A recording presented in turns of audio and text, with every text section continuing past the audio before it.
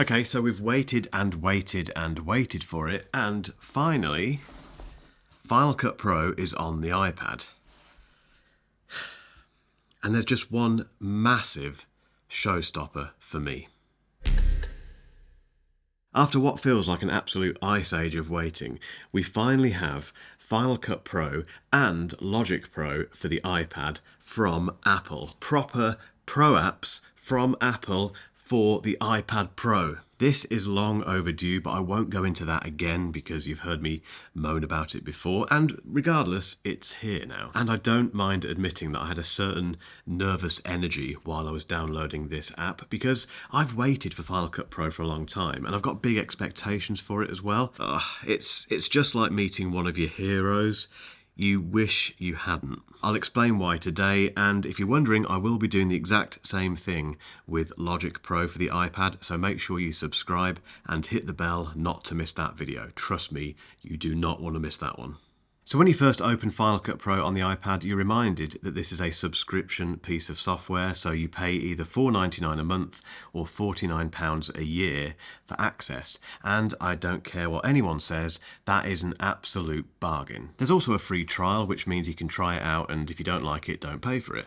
But if you do decide to give it a go, you can either dive in and start with a blank project, or you can use this demo project. That's a lovely thing, but I didn't do that. Instead, I dived straight in with my own footage. I wanted this to be a real test for Final Cut Pro on the iPad, because although it looks and feels the same as the Mac version, it is noticeably different. So if you're used to the Mac version, it will feel like home, but you'll think, hang on a minute, why has someone moved some of the furniture around? You know, where's that couch gone? It's a little bit like that. The most striking example of that is the fact they've moved the project media window to the right hand side and the inspect column to the left hand side. On the Mac, they're the other way around. It's also very obvious that the controls have all been designed for touch or the Apple Pencil, which again isn't a big deal, you expect it, and actually it's quite exciting. It feels like a completely new version of Final Cut Pro, which is exactly what it is. And the way that you import footage is very different as well, so you can do it from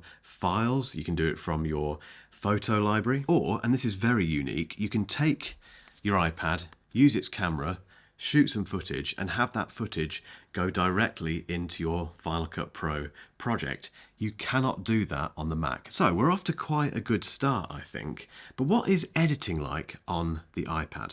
Before you even start editing on Final Cut Pro on the iPad, if you're a serious video editor, you're going to realise two things very quickly. We don't get a headphone jack on the iPad Pro. Until now, it's not really bothered me, but now that I can use my iPad Pro as a professional video and audio editing tool, I need a headphone jack. And that's because of something called latency. I know that if I plug a pair of headphones into this iPad physically, that if anything happens on the screen involving audio, I'll hear it straight away. There won't be any delay. If I use a pair of Bluetooth headphones instead, like the AirPods Max, that introduces latency. So stuff that happens on the display will take a fraction of a second to reach these headphones. That is utterly useless when editing videos. So if you're serious about this, you do need to buy a dongle that goes from USB-C to a 3.5mm headphone jack. The second thing you realise is that although, if you're using your iPad Pro with the Magic Keyboard, you get the trackpad, which is nice,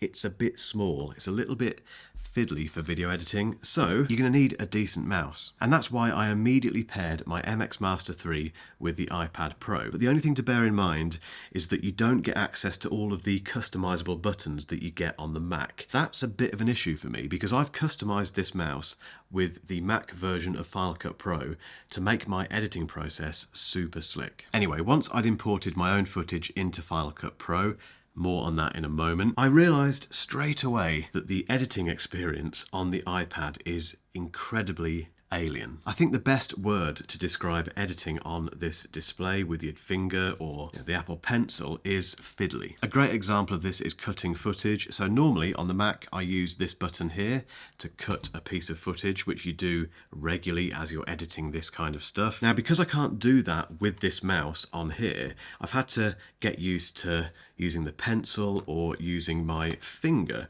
And that, like I say, feels very strange. They have carried across most of the keyboard shortcuts. It just feels slower. That's the best way to describe it. I totally accept this, by the way. I don't expect to be able to jump in straight away and edit on this as quickly as I edit on the Mac. I've also found it quite tricky to select the start and end points of clips with my finger. You can use the Apple Pencil too, and if you have an M2 iPad Pro, you can benefit from the hover feature, and that's when you motion your Apple Pencil 2 just above the display without touching it, the playhead appears, and you can make very precise selections. There's also a new control called the jog wheel, which sits on the right hand side of the screen, and it mimics a traditional kind of physical dial, which lets you scrub through your footage again very quickly. And I can see why for some people this would work very well. For me, it doesn't quite work. The main reason is that you have to basically find your place, and then if you want to make a cut, come over to the left hand side, choose the clip you want to cut, make the cut.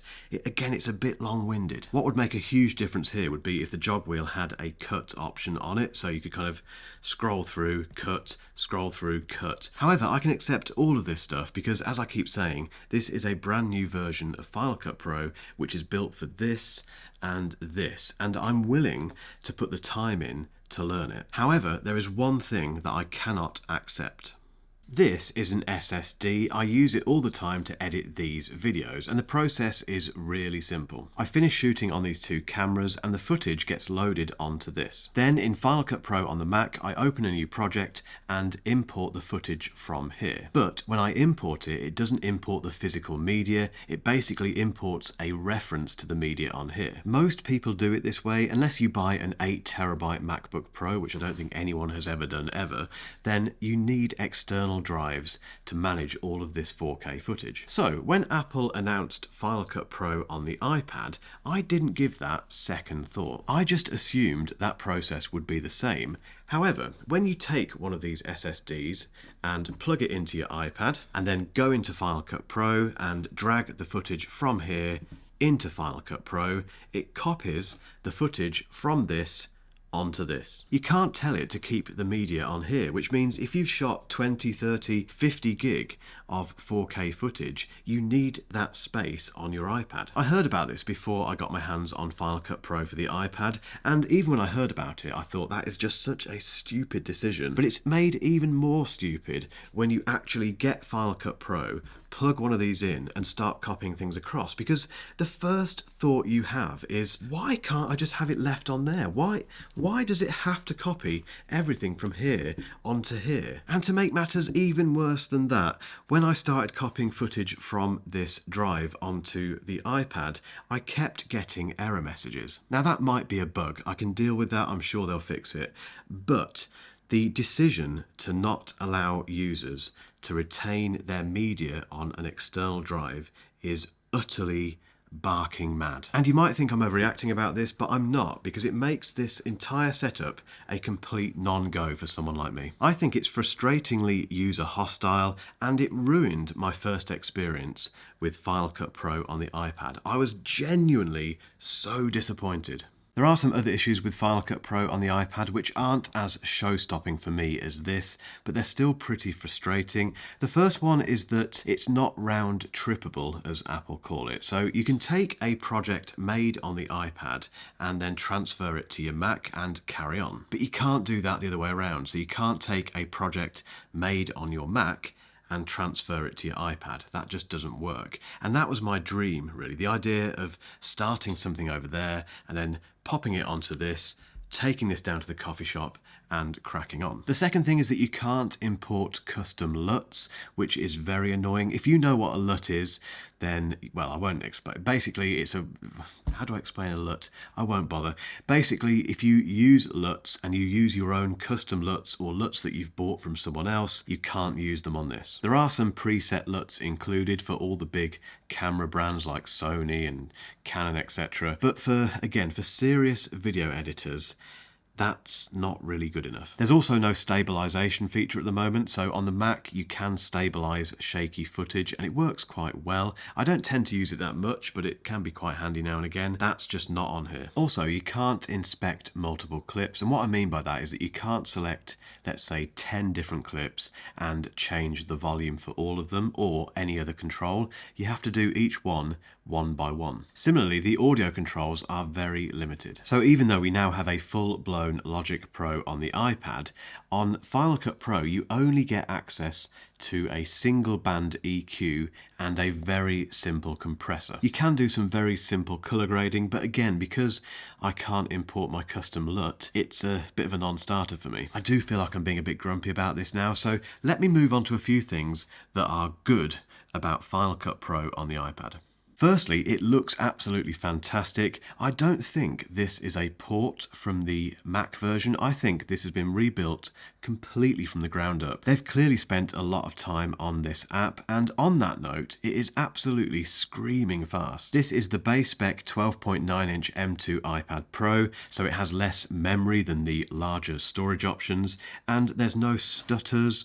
The footage is buttery smooth when you're scrubbing through it. There's no delay when you hit play and pause. There's some very neat features built into Final Cut Pro on the iPad as well. The ability to isolate subjects without a green screen and then place text behind them in a matter of minutes. You know, that's a task that would have taken hours before. The fact you can just do it with a few clicks here and there and bosh, you're done, is absolutely amazing. And like I said earlier, the fact that you can shoot directly from this camera into your Final Cut Pro project, something we've never been able to do before, is going to be huge for certain creators. Oh, and live drawing is absolutely amazing. You basically take your Apple Pencil, you draw on the footage, and Final Cut Pro turns that drawing into a layer. And then you can move that layer around. It will automatically animate the drawing as well. As is so often the case with version 1 of an Apple product, Final Cut Pro on the iPad is so close to greatness. For this to work for me, I need external drive support, custom LUTs, more audio controls and plugins, support for the MX Master 3, and multi-clip inspect changes. If Apple had done those 5 things, it would be damn near perfect. So here's hoping for a swift round of updates from Apple. I think enough people have made enough of a noise about stuff like this for it to be fixed relatively soon, but I would love to know if you've been using the iPad version of Final Cut Pro. What do you think? Let me know in the comments. And if you've still got some time and you fancy some non-iPad related content, keep watching for a link to a video where I explain why I gave away my M1 Mac Mini.